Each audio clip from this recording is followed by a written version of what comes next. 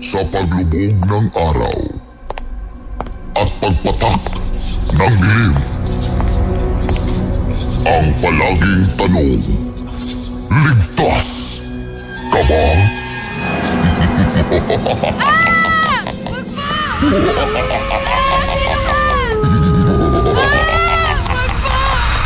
Mamili ka. Matatakot ka o matatawa?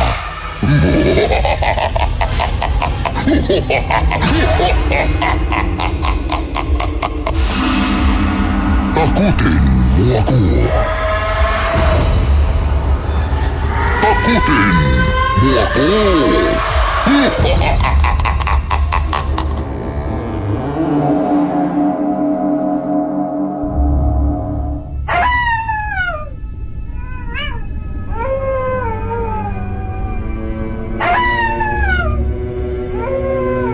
Magandang gabi sa'yo, Idol. Lunes na naman. At welcome po sa ating segment na pinamagatang Takutin Mo Ako. Idol, meron na naman tayong isang nakakatakot ngunit kapanabik na kwento. Nakahanda ka na ba, Idol? At kung nakahanda ka na, iyon ang pakinggan ang kwento ni Jeffrey.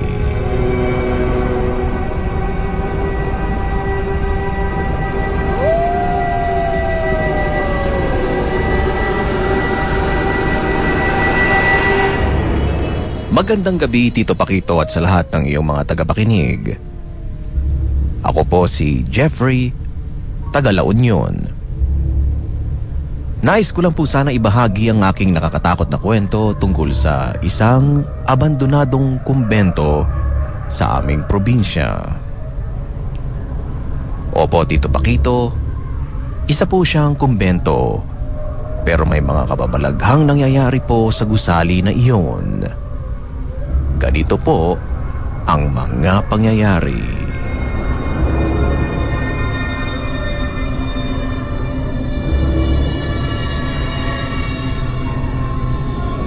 Matagal na daw ang nasabing kumbento na iyon, Tito Pakito. Itinayo daw ito noong panahon pa ng mga Kastila na nagsisilbing tahanan ng mga madre. Ayon sa mga kwento, ito ang isa sa pinakamagandang kumbento dahil sa magandang lugar kung saan nakatayo ang gusali. Nasa ibabaw kasi ito ng isang burol. At mula doon ay kitang-kita mo mula sa taas ang magandang tanawin sa ibaba. Ngayon ay sira-sira na ang mga pader ng nasabing kumbento at kinain na ng malalaking ugat ng mga puno ang ilang bahagi nito. Ngunit ang nasabing kumbento ay mayroon pang kampana. Walang nagtatangkang kumuha nito dahil ang sabi nga nila ay may bantay ang nasabing gusali. At kapag tumunog ang kampana ng 3 beses ay nagpapakita daw ang nasabing bantay na hanggang ngayon ay hindi pa matahi-tahimik.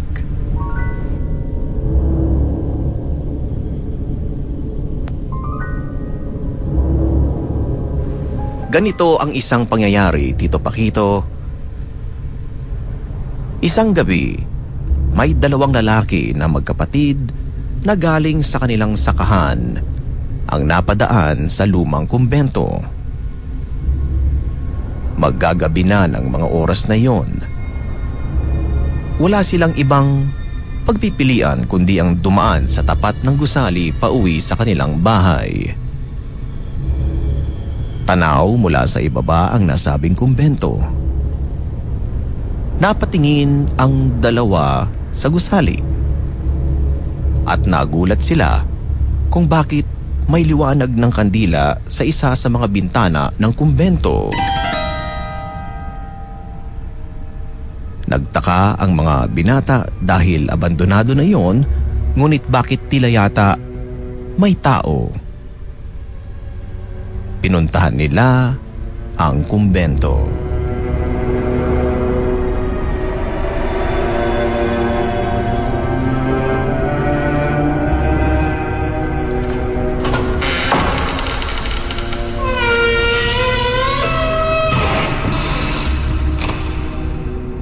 Pumasok ang magkapatid sa loob ng abandonadong kumbento.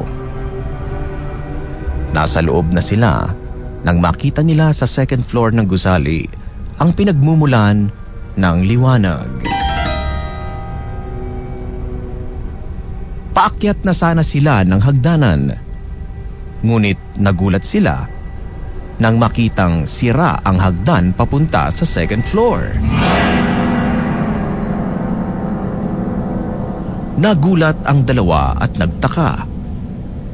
Sino ang nagsindi ng kandila sa taas kung walang sino man ang maaaring umakyat dahil nga sira ang hagdan?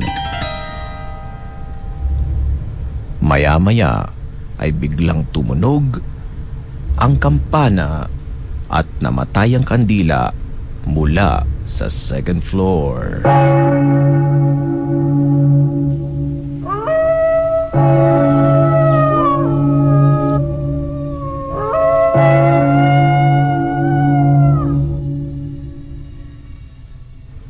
Balot ng kadiliman ang buong kumbento. Mabuti na lang at may dalang flashlight ang isa sa magkapatid.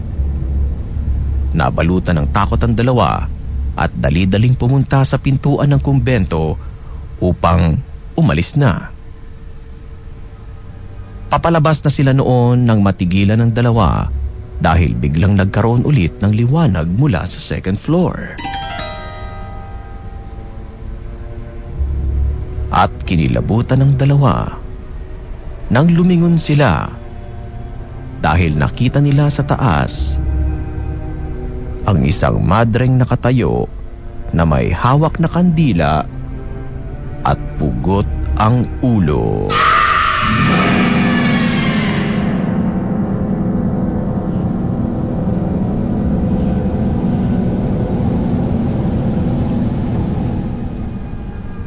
Minsan may mga dayong apat na magkakabarkadang lalaki ang pumasok sa loob ng kumbento. Ang mga loko, dun pa napagkatuwaang maglaro ng Spirit of the Glass.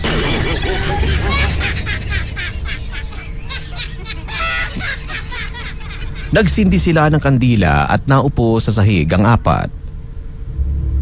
Magsisimula pa lang sila nang biglang kinagat sa itlog ang isang lalaki ng hantik.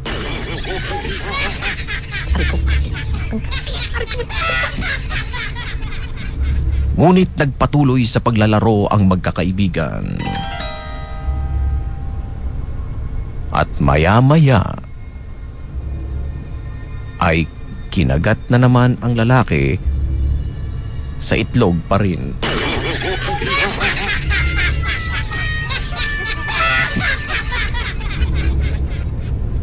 Marami palang langgam sa pinuwestuhan nila. Kinuha nila ang kandila at lumipat sa ibang pwesto. Siniguro nilang wala nang langgam doon at sinimulan na ang Spirit of the Glass.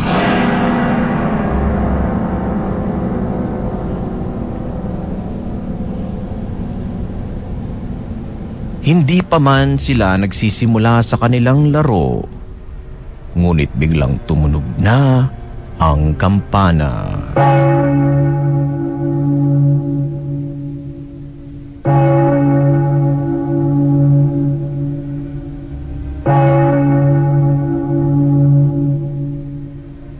At maya-maya ay biglang namatay ang apoy sa kanilang kandila. Hindi gumalaw sa pwesto ang magkakaibigan dahil hindi sila makatakbo dahil nga sa sobrang dilim. Ang ginawa ng isa ay kinuha ang posporo at sinindihan muli ang kandila. At nabalutan ng sigaw ang abandonadong kumbento na yon nang makita ng apat ang madreng pugot ang ulo na nasa likuran na ng lalaking kinagat ang itlog ng langgam.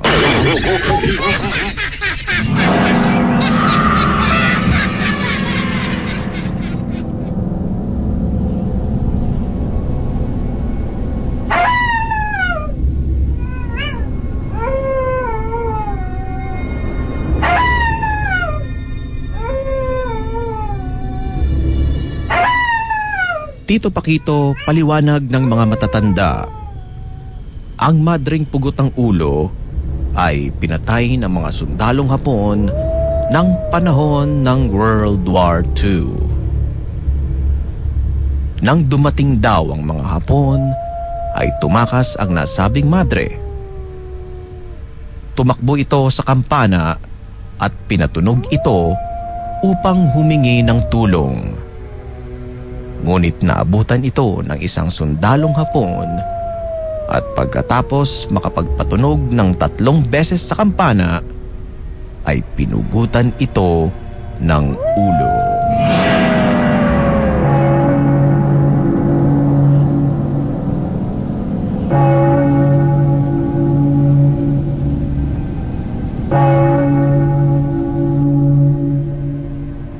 Kaya hindi matahimik ang kaluluwa ng madre dahil sa kalunos-lunos na sinapit nito.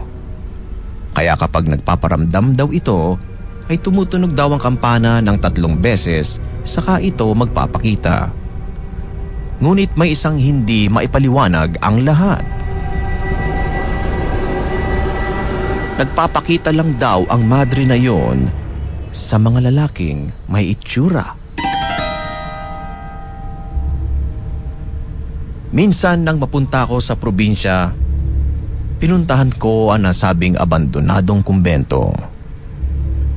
Itinapat ko talaga na gabi ako pumunta upang malaki ang chance ako na makita ito. Pumunta ako mag-isa. Ngunit sa aking pagpunta, doon ay natakot ako. Ngunit wala naman ako nakitang madre na pugot ang ulo. Nangihinayang ako na may halong pagkainis dahil hindi ako pinagpakitaan ng madre. Ibig sabihin nun ay hindi ako gwapo.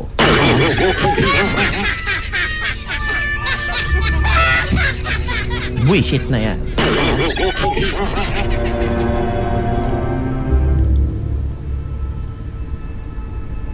Yan ang aking kwento, Tito Pakito. Maraming salamat sa iyo at sa lahat na rin ng ating mga idol. Ako po, si Jeffrey. Solid IFM listener.